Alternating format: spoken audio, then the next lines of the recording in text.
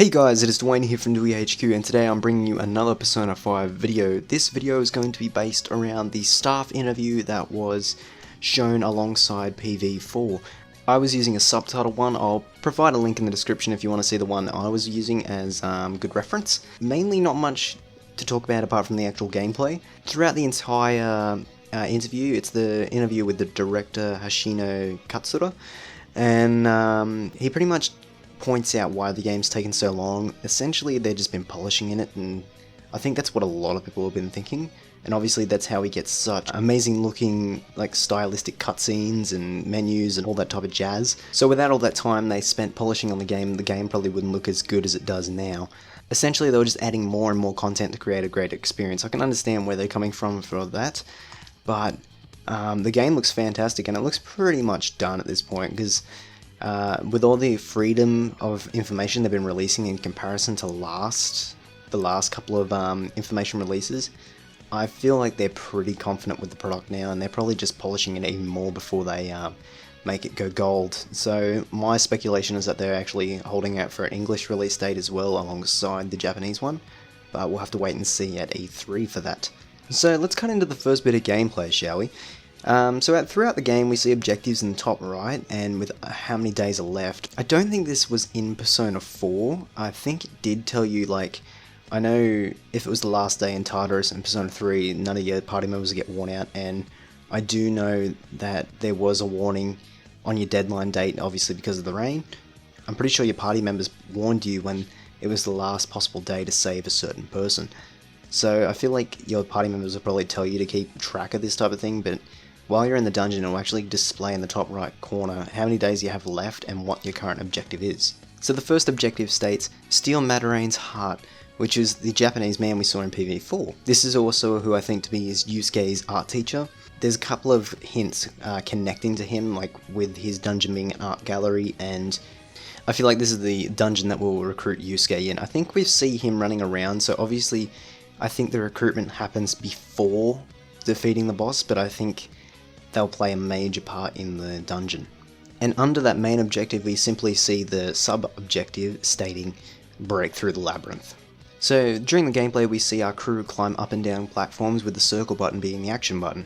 And obviously this is how you get to higher and lower areas and jumping across gaps and stuff like that. So I feel like there's going to be a little bit more to just the regular dungeon crawling we've had in Persona 3 and Persona 4. We then see our protagonist walk up to the guard shadow and initialize a preemptive strike. This leads with Anne attacking first. Perhaps she has the fastest speed at this point in the game, so obviously this is only 5 characters in, so obviously Anne at this point is the quickest character and she has the highest speed, similar to how Yosuke was in Persona 4. Straight after that we get to see an extended sand dune scene which cuts into the protagonist pressing a switch. There's not much to analyse here, and straight after this we can see it cut straight into the vault, where we see the current objective. We've seen this scene, but not with the objective. The objective being steal Futaba's heart. Perhaps Futaba is actually the corrupted heart, and upon freeing her of her corrupted heart, she joins the team. The sub-objective under it just seems to be opening the main vault door. Based on the date of this dungeon, it's before the pyramid dungeon, so this makes the vault the third dungeon. Shortly after we can see the crew opening a briefcase of money. Here we can only see 6 of our characters. These characters are the protagonist, Ryuji, Anne, Morgana, Yusuke, and the brunette we saw in PV4. On a side note, the brunette's name has been confirmed as Makoto Nijima. Her persona is also being confirmed as Johanna. Johanna is based on Pope Joan. This potentially means that Makoto is actually of the Priestess Arcana. This scene seems to suggest that the crew is going to take on the vault straight after this cutscene. Ryuji then comments on how much cash is actually in the case. We then get another look at the personas in gameplay. As Anne is using her persona Carmen, we get to see her skills. Listing from top to bottom, we can see Agi, Maragi, Dia, Dormina, and Turunda. So this confirms Carmen as the fire persona, which we assumed from other trailers. Dormina now has a new symbol for ailment skills, alongside Turunda for status skills. These are actually shown in previous Shin Megami Tensei games. After Anne finishes her attack, Morgana cuts in saying, "Nice work, Panther." Panther seems to be Anne's thief name, similar to Joker and Skull for the protagonist and Ryuji respectively. We then see Anne presumably using her Tarundo skill on Ryuji. Ryuji is then able to use the next move.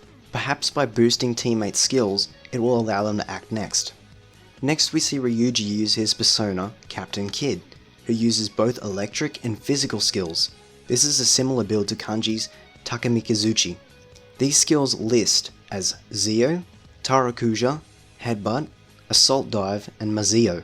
After we cut into Ryuji's melee critical animation, a page turns transitioning into Anne's turn. Perhaps this page turning is what we see when switching characters. After the battle finishes, we bear witness to Persona 5's new battle results screen. We see our heroes pose as the protagonist tells them to get a move on, as the battle results appear.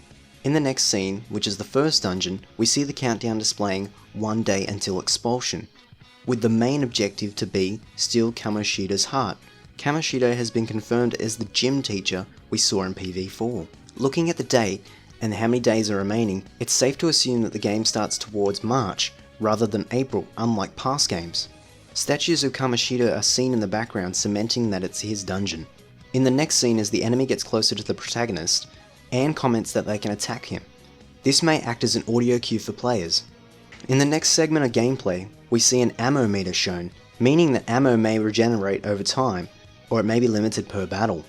Alongside this, we see a shoot and special option.